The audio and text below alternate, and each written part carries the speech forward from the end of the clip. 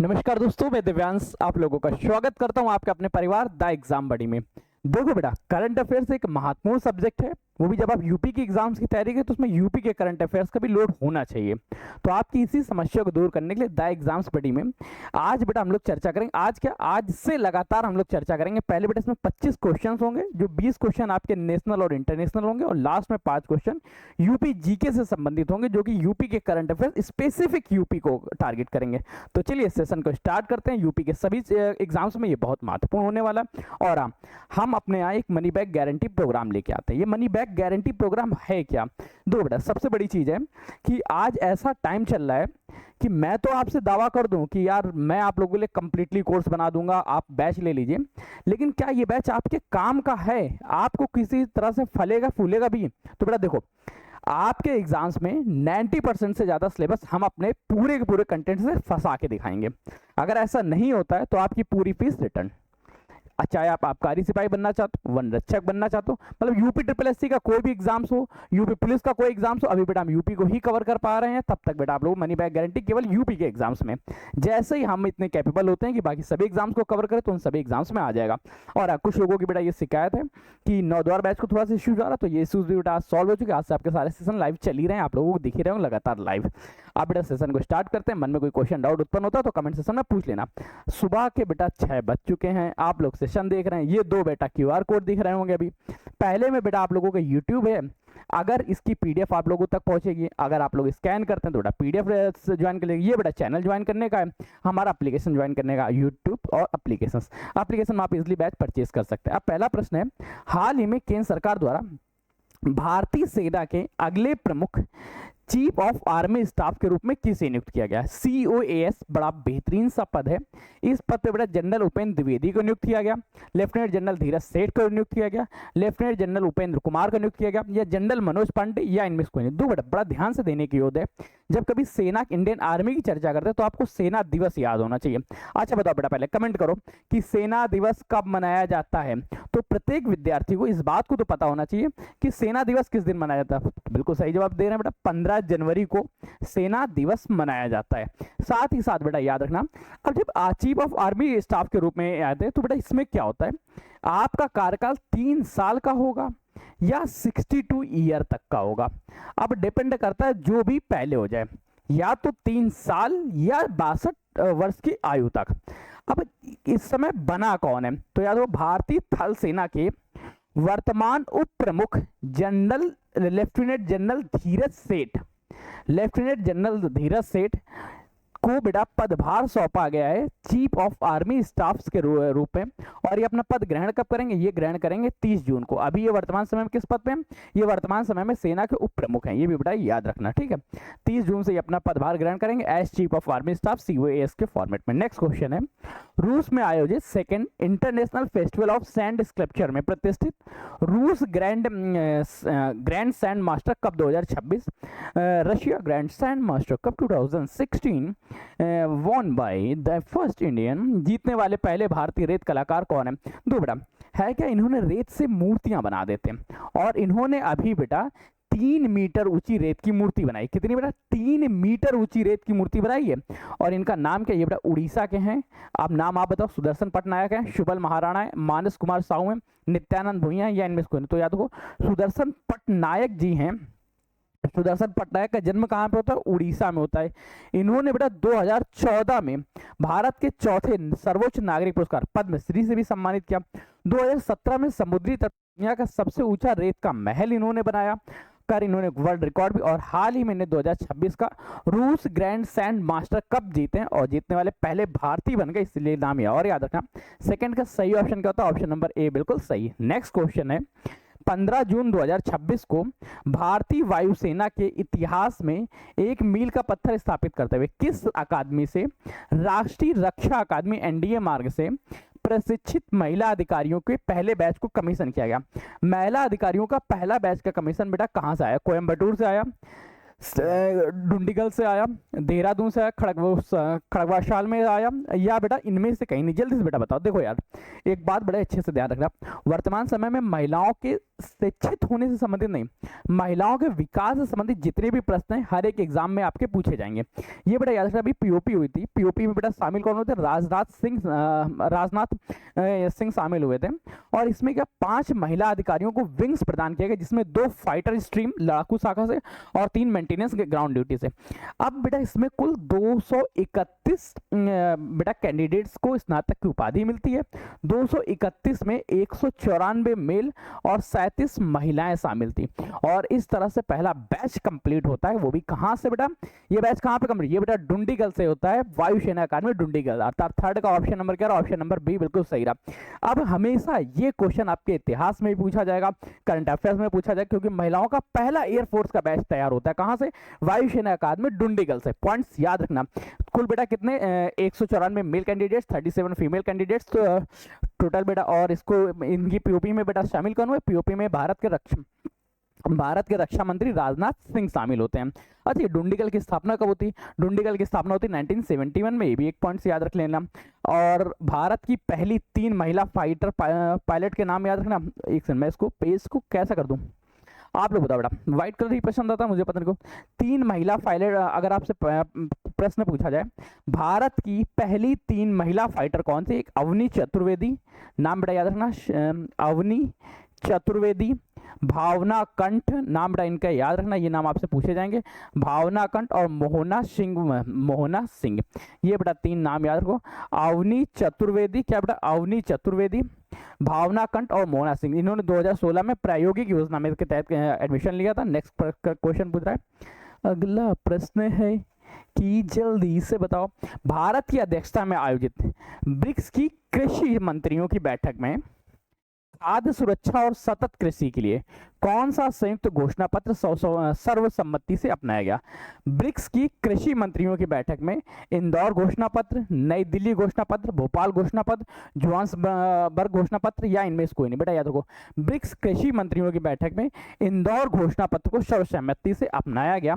अब इंदौर घोषणा पत्र में है क्या बेटा? इंदौर घोषणा पत्र में याद रखना, ये केंद्रीय कृषि मंत्री कल्याण सिंह इसकी बैठक में शामिल होते।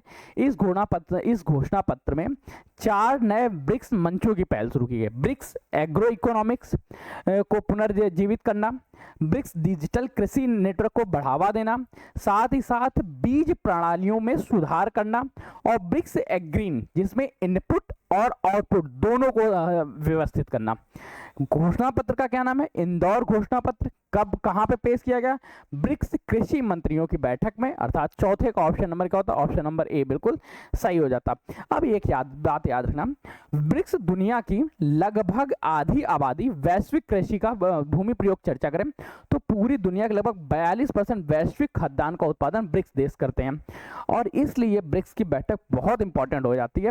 ब्रिक्स क्या है? ब्रिक्स अकेले बेटा, ब्रिक्स में बेटा जितने भी देश हैं, केवल यही देश मिलके पूरी दुनिया की आधी खाद्यान्न की आपूर्ति करते हैं। इसलिए ब्रिक्स क्षेत्र बहुत इंपॉर्टेंट हो जाता है। नेक्स्ट क्वेश्चन है, 15 जून को मनाए जाने वाले वैश्विक पवन दिवस के अवसर पर भारत के किस राज्य में राष्ट्रीय सम्मेलन का आयोजन किया गया, जिसकी थीम थी wind energy from ambition to acceleration. Wind energy from ambition to acceleration, ये बड़ा थीम किसकी है? गुजरात की है, तमिलनाडु की है, गोवा में, महाराष्ट्र में, या इनमें से कोई नहीं? वैश्विक पवन दिवस कहाँ पे आयोजित किया गया था? एक प्रश्न ये भी पूछ लेना। तो वैश्विक पवन दिवस बेटा गोवा में आयोजित किया गया था। 5वें का ऑप्शन नंबर सी बिल्कुल सही हो जाता है। इस बार की थीम क्या रखी?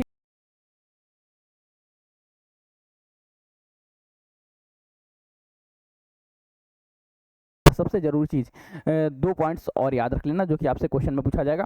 अगर आपसे पूछ ले कि भारत वैश्विक स्तर पे किस स्थान पर आता है पवन ऊर्जा में, विंड एनर्जी में, भारत विंड एनर्जी उत्पादन में भारत का क्या रैंक है? तो भारत का 4th रैंक है।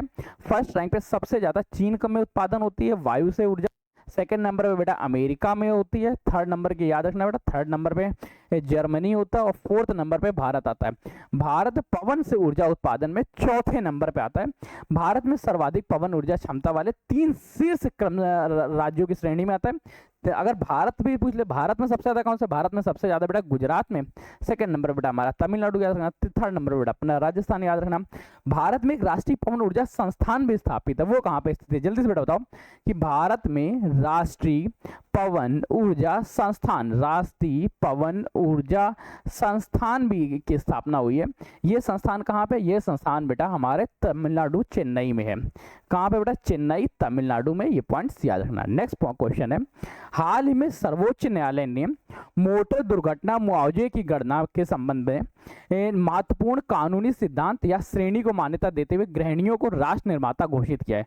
अब बेटा ये किस लिए दिया है, देखो बेटा एक चीज है कि गृहिणी जब मोटर व्हीकल का मुआवजा है तो उसके लिए गृहिणियों को राष्ट्र निर्माता की संज्ञा दी है। ये बेटा लॉस ऑफ डोमेस्टिक केयर के अंतर्गत, इकोनॉमिकल कॉन्स्टिट्यूशन थ्योरी के अंतर्गत, डोमेस्टिक लेबर कंजप्शन एक्ट में, या इक्वल रेमिनेशन डॉक्ट्रिन, या इनमें से कोई नहीं। तो बेटा सुप्रीम कोर्ट ने मोटर वाहन व्हीकल 1988 में दावों की गणना के लिए गृहिणियों को अवैतनिक श्रम के महत्व को स्वीकार करते हुए लॉस ऑफ डोमेस्टिक केयर के लिए एक अलग तरह के मुआवजे की मांग की है।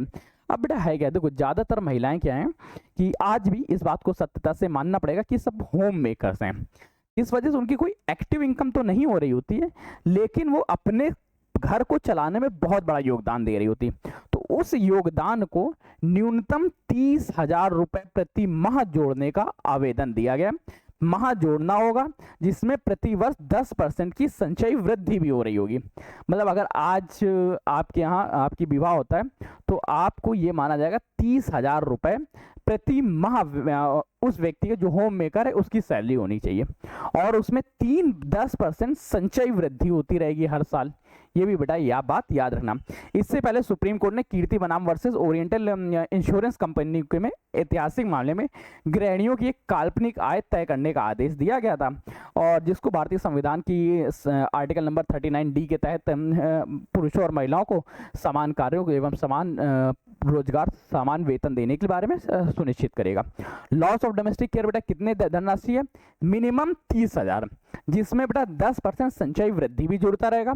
गृहिणियों को राष्ट्र निर्माता घोषित किया गया है। नेक्स्ट क्वेश्चन है बेटा, जून 2026 को प्रधानमंत्री नरेंद्र मोदी ने किस यूरोपीय देश की आधिकारिक यात्रा के दौरान दोनों देशों के बीच नवाचार रोड मैप 2030 और वर्गीकृत सूचनाओं के संरक्षण के लिए एक सामान्य सुरक्षा समझौता हस्ताक्षर किया है। अब बड़ा याद होगा, प्रधानमंत्री नरेंद्र मोदी हाल ही में फ्रांस की यात्रा पे हैं और फ्रांस के राष्ट्रपति इमैनुअल मैक्रोन के साथ द्विपक्षीय वार्ता की, जिसमें दोनों देशों के प्रौद्योगिकी और नवाचार के सहयोग को दीर्घकालिक दिशा देने के लिए नवाचार रोड मैप 2030 जारी किया। अब बेटा ये है कौन सा देश, फ्रांस के साथ इनोवेशन रोड मैप 2030। सातवें का ऑप्शन नंबर बी बिल्कुल सही रहा। इस यात्रा के दौरान फ्रांस के पेरिस हवाई अड्डे में नीस के खुदरा नेटवर्क और भारत के यूपीआई के संबंध में चर्चा हुई। साथ ही साथ इसरो और फ्रांसीसी अंतरिक्ष एजेंसियों के बीच में चर्चा। अच्छा, फ्रांस की अंतरिक्ष एजेंसी का नाम क्या है, CNES। जैसे हमारे यहाँ इसरो है वैसे फ्रांस की बेटा क्या है, CNES। ये भी पॉइंट्स याद रखना। सातवें का ऑप्शन नंबर बी हमारा सत्य हो जाता है। नेक्स्ट क्वेश्चन है, institute of economic and peace IEP द्वारा जारी वैश्विक शांति सूचकांक 2026 में भारत का कौन सा स्थान रहा है। भारत में बेटा 115वां रैंक है, 127 रैंक है, 138, 112 या इनमें से कोई नहीं। दो बेटा एक चीज याद रखना, जारी वैश्विक शांति सूचकांक GPI 2026 में कुल 163 देशों ने पार्टिसिपेट किया। अब बताओ 163 देशों में भारत की क्या रैंक आई होगी।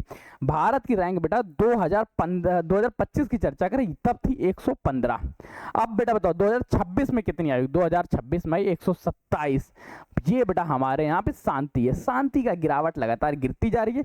इस सूचकांक के अनुसार दुनिया का सबसे शांत देश कौन सा है, वो है बेटा आइसलैंड। सबसे ज्यादा शांत है क्योंकि वहां पे बेटा लोग नहीं रहते हैं।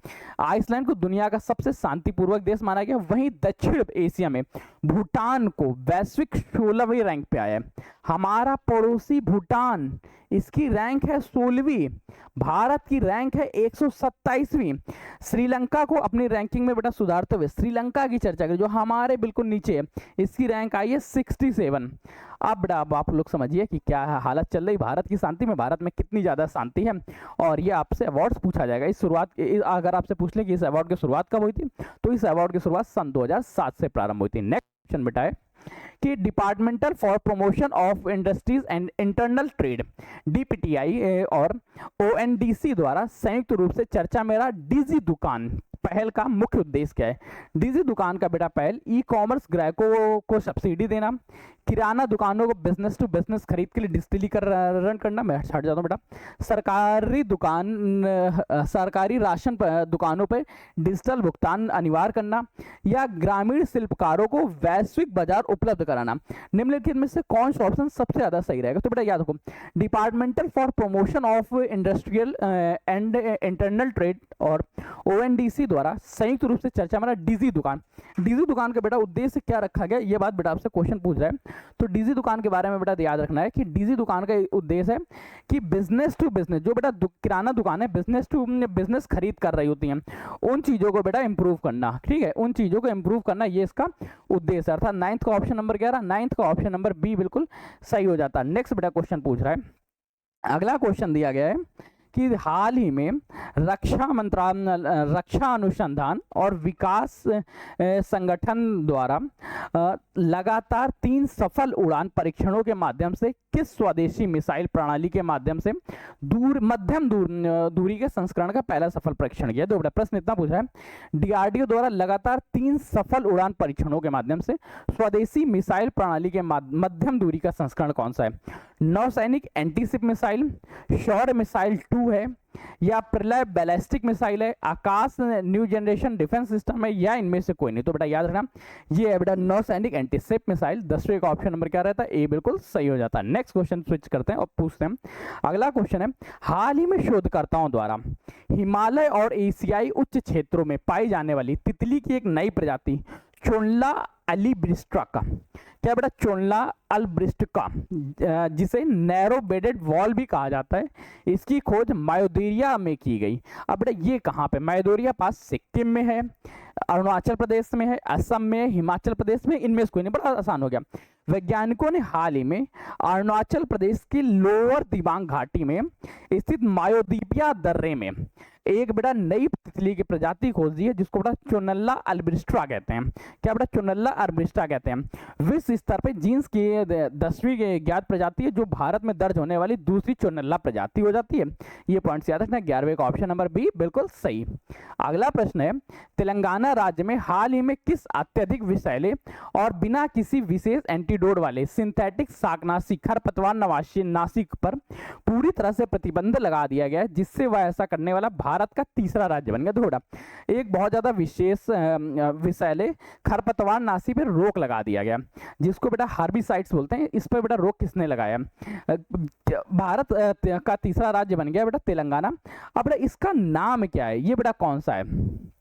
ग्लाइफोसेट है, पैराक्वाइड डाइक्लोराइड है, एड्रोजीन है, या बूटाक्लोर है, या इनमें से कोई नहीं? तो बेटा याद रखो, इसका नाम है बेटा पैराक्विड डाइक्लोराइड। पैराक्विड डाइक्लोराइड तेलंगाना सरकार ने मानव स्वास्थ्य और पशुओं की अत्यधिक खतरनाक शाकनाशियों के पर प्रतिबंध लगा दिया है। केरल, अभी बेटा ये प्रतिबंध कहाँ कहाँ लगा? ये बेटा प्रतिबंध लगा है केरल में लगा हुआ है, उड़ीसा में लगा हुआ है, और तीसरा राज्य बेटा हमारा बन गया तेलंगाना, इन्होंने प्रतिबंध लगाया है। अब बेटा पैराक्वाइड एक गैर चयनात्मक हाइब्रिड है, जिसका प्रयोग खरपतवार नियंत्रणक के तौर पे किया जाता है। फसलों की कटाई से उससे नुकसान होता है, और ये विषैले पदार्थ शरीर में देता है, पहले जानवरों तक जाएगा, जानवरों से शरीर तक पहुंचेगा और इंसानों का नाश करेगा। इससे अच्छा इसको बैन करो। 12वें का ऑप्शन नंबर बी बिल्कुल सही। नेक्स्ट क्वेश्चन बेटा है, हाल ही में ऑफिशियल एयरलाइन गाइड OEG द्वारा नवीनतम डेटा के अनुसार भारत, ब्राजील और इंडोनेशिया को पीछे छोड़कर दुनिया का कौन सा सबसे बड़ा घरेलू विमानन बाजार बचा है? डोमेस्टिक एविएशन मार्केट का मतलब है जहां पे घरेलू उड़ानें ज्यादा चल रही हों, उसमें भारत दुनिया का दूसरा सबसे बड़ा देश है, तीसरा, चौथा, पहला, या इनमें से कोई नहीं? तो पहले पे तो अपना अमेरिका है। ठीक है, USA में सबसे ज्यादा चीन घरेलू उड़ानें उड़ती, सेकंड नंबर पे चीन, और तीसरा नंबर पे भारत है। अर्थात 13वें का ऑप्शन नंबर बी बिल्कुल सही हो जाता है। नेक्स्ट क्वेश्चन है, भारतीय डाक विभाग ने जून 2026 में किस मंडी मुख्य डाकघर में से रिहार धारा शाखा डाकघर के बीच भारत में पहले परिचालन ड्रोन आधारित डाक वितरण गलियारे की शुरुआत की है? आप बेटा याद रखो, ड्रोन आधारित जो ड्रोन से हमारे लेटर्स जा रहे, हमारा पूरा का पूरा डाक विभाग काम करने लगा। ये बेटा सबसे पहले कहाँ, उत्तराखंड में हुआ, हिमाचल प्रदेश में, जम्मू कश्मीर में, अरुणाचल प्रदेश में, या कहाँ पे? तो ये बेटा शुरुआत हुई हिमाचल प्रदेश में, अर्थात 14वें का ऑप्शन नंबर बी बिल्कुल सही हो जाता है। नेक्स्ट प्रश्न है, प्यार से देखना, जून 2026 में भारतीय सेना द्वारा जारी सेना वर्दी 2026 पुस्तिका के तहत किए गए व्यापक बदलावों में कौन सा विकल्प सही है? निम्नलिखित में से कौन सा विकल्प सही है जो बेटा किए गए? कौन कौन से बेटा, मैं साइड में हट जाता हूं ताकि आपको पढ़ने में इसमें आसानी हो जाए। पहला बेटा है, पहला है कि ब्रिटिश कालीन जर्सी वाली शीतकालीन वर्दी, जो ड्रेस 3A के पर एक नया बैटल जैकेट चढ़ना तरीके से लागू होगा, बिल्कुल सही बेटा। ये भी कार्य किया गया कि जो ब्रिटिश काल की जर्सी आ रही थी उसमें नया बदलाव किया गया शीतकालीन में। सेकंड बेटा, सैन्य अधिकारियों के लिए औपचारिक नागरिक पोशाक के रूप में स्वदेशी बॉडी जैकेट लाई गई, ये भी लाया जा रहा। और रिव्यूइंग ऑफिसर्स के लिए परेड के दौरान औपचारिक तलवारें रखना वैकल्पिक कर दिया गया, ये भी बेटा सही। तो option number A B C तीनों सही हो गए, इसलिए हमारा ऑप्शन नंबर डी बिल्कुल सही हो गया और 15वें का ऑप्शन नंबर डी बिल्कुल सही। नेक्स्ट प्रश्न है बेटा, हाल ही में geological survey of India ZSI ने ग्रेट निकोबार परियोजना से प्रभावित होने वाले कोरल कैलोनियम, मूंगा चट्टानों और विशाल क्लेम को सुरक्षित रूप से स्थानांतरित करने के लिए ग्रेट निकोबार द्वीप के पश्चिमी घाट में कितने स्थलों की पहचान की है? अब बेटा भारत सरकार एक और कार्य करने जा रही है जिसको आप समझिएगा जियोलॉजिकल में।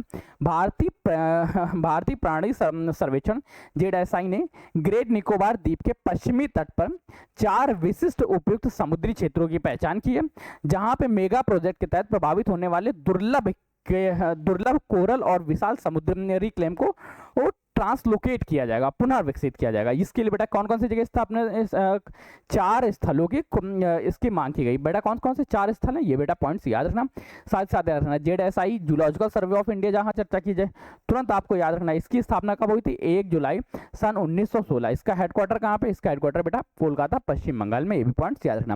हेडक्वार्टर कहाँ पे? कोलकाता पश्चिम बंगाल में। कोरल रीफ को समुद्र में वर्षा वन भी कहा जाता है। 16वें का ऑप्शन नंबर क्या रहा? बी बिल्कुल सही हो जाता।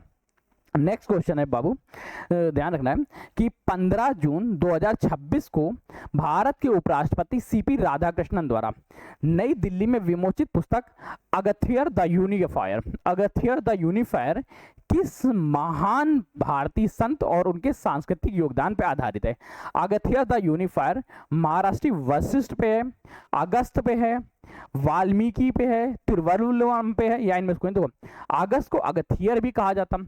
अब इन्हीं के नाम पे बुक है अगथियर द यूनिफायर, अर्थात 17 का ऑप्शन नंबर बी बिल्कुल सही हो जाता। नेक्स्ट क्वेश्चन देखते हैं। अगला प्रश्न है, अंतरराष्ट्रीय स्तर पर सुरक्षा और भू राजनीतिक सुरक्षा के मद्देनजर 15 जून 2026 को फ्रांस के एवियन शहर में शुरू हुए 52वें G7 शिखर सम्मेलन में भारतीय प्रतिनिधिमंडल का नेतृत्व किसने किया? अब इसमें भारतीय प्रतिनिधिमंडल का नेतृत्व द्रौपदी मुर्मू ने किया, प्रधानमंत्री नरेंद्र मोदी ने किया, विदेश मंत्री एस जयशंकर ने किया, रक्षा मंत्री राजनाथ ने, या इनमें से कोई? भू राजनीतिक सुरक्षा के मद्देनजर ये फ्रांस में हो रहा है और फ्रांस की यात्रा पर अभी कौन गया? प्रधानमंत्री नरेंद्र मोदी। तो नेतृत्व भी किसने किया? प्रधानमंत्री नरेंद्र मोदी ने। 18वें का ऑप्शन नंबर बी बिल्कुल सही। नेक्स्ट प्रश्न है, हाल ही में किस सरकारी संगठन या संस्थान द्वारा जारी रिपोर्ट के अनुसार बताया गया कि भारतीय अंतरिक्ष अर्थव्यवस्था स्पेस इकोनॉमी निजी स्टार्टअप्स की भागीदारी और तकनीकी नवाचार के कारण अगले 1 दशक में 10 सालों में 45 बिलियन अमेरिकी डॉलर पहुंचने के लिए तैयार है? ये बेटा किसने बताया? ये बेटा नीति आयोग ने बताया, इसरो ने बताया, न्यू स्पेस इंडिया लिमिटेड ने बताया, रक्षा मंत्रालय ने बताया, या इनमें किसने? तो ये बताया बेटा इसरो और भारतीय अंतरिक्ष संघ ISPA ने बताया। 19 का ऑप्शन नंबर बी बिल्कुल सही हो जाता। नेक्स्ट क्वेश्चन है, ध्यान दो, मई जून 2026 में ब्राजील में डेंगू वैक्सीन के परीक्षणों के दौरान कुछ मौतों के बाद भारत में विवाद आई। विवाद में पहली स्वदेशी डेंगू वैक्सीन का क्या नाम है जिसे भारत बायोटेक और ICMR द्वारा संयुक्त रूप से विकसित किया जा रहा है? याद रखो बेटा, द हिंदू की रिपोर्ट के अनुसार ब्राजील के नैदानिक परीक्षण के दौरान कुछ सुरक्षा चिंताओं के कारण भारत की स्वदेशी vaccine dengue all dengue all की सुरक्षा सहमति पे अंतरराष्ट्रीय और राष्ट्रीय स्तर पे थोड़ी चर्चा आ रही है। बेटा है कौन सा? डेंगी ऑल इसका नाम है। 20 का ऑप्शन नंबर बी बिल्कुल सही। आप बेटा हम लोग चर्चा करेंगे उत्तर प्रदेश से संबंधित उन प्रश्नों के बारे में जो आपके उत्तर प्रदेश के लिए बहुत महत्वपूर्ण है। आपके जो भी यार दोस्त सहपाठी जान के सेशन से बाहर चले गए सबको बुला लो, कह लो बेटा आप यूपी को भी समझो, क्योंकि आपका यूपी का करंट अफेयर्स है। नागर विमानन मंत्रालय ने नए हब एंड स्पोक विमानन मॉडल इजी कनेक्ट के तहत सीधे तौर पे अंतरराष्ट्रीय उड़ानों से जुड़ने वाला उत्तर प्रदेश का देश का पहला शहर कौन बना है? अब बेटा इस चीज को बेटा समझो, पहले है क्या। देखो अभी तक क्या था बेटा, आप एयर इंडिया ने पहली की उड़ानों में बुकिंग प्रक्रिया शुरू की, जिसमें वाराणसी में इस मॉडल को अपनाया गया। इस मॉडल के तहत वाराणसी के लाल बहादुर शास्त्री अंतर्राष्ट्रीय हवाई अड्डे पे ही यात्रियों को ओरिजिनल बेस इमिग्रेशन मूल आधारित अप्रवासन औपचारिक चेक इन हो गया, सामान ड्रॉप हो गया, इन सभी को कंप्लीट कर दिया जाएगा। इसके बाद यात्रियों का सामान सीधे ट्रांजिट से दिल्ली पहुंचना या दोबारा रीचेक करना, इन चीजों को नहीं किया जाएगा। मतलब जैसे आपने कोई कनेक्टिंग फ्लाइट ली point 1 to B to C, अब आपका पॉइंट ए पे ही सब कुछ चेक कर लिया जाएगा, इसको नॉन टच करते हुए सीधे पॉइंट सी तक पहुंचाया जाएगा।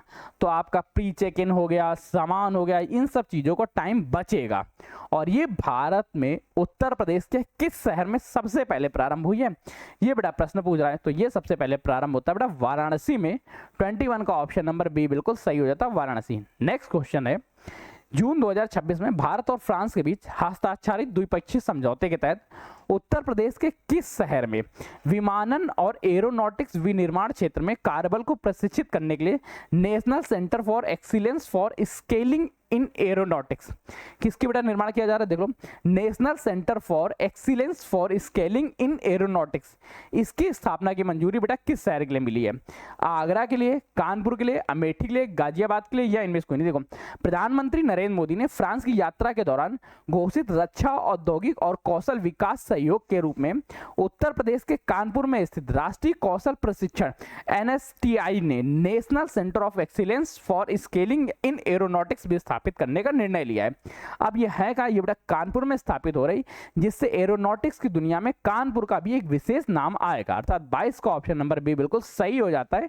नेक्स्ट क्वेश्चन है बेटा, उत्तर प्रदेश के पर्यटन और सांस्कृतिक विभाग द्वारा मई जून 2026 में राज्य में घरेलू और अंतर्राष्ट्रीय पर्यटकों को आकर्षित करने तथा ऐतिहासिक या धार्मिक स्थानों की ब्रांडिंग के लिए शुरू किए गए महाअभियान का क्या नाम है?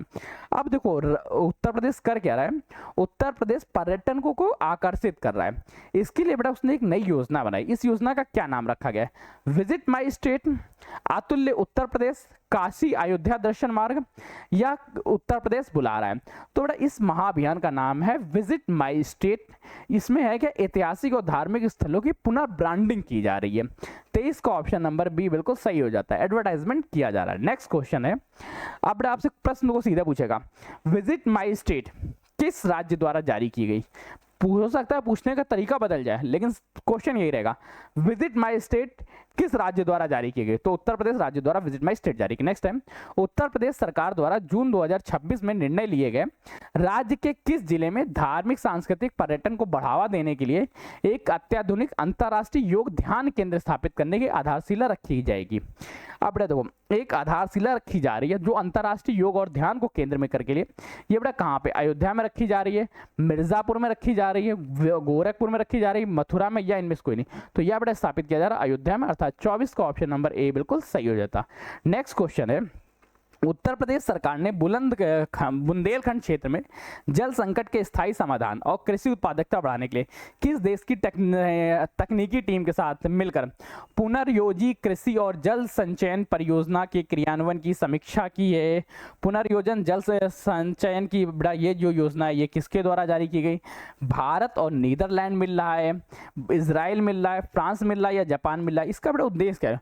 उत्तर प्रदेश के सिंचाई और जल संसाधन विभाग ने बुंदेलखंड में सूखा प्रभावित जिलों के जल प्रबंधन और आधुनिक ड्रिप सिंचाई तकनीकों को लागू करने के लिए इजराइल के साथ ये समझौता किया, अर्थात 25 का ऑप्शन नंबर बी बिल्कुल सही हो जाता।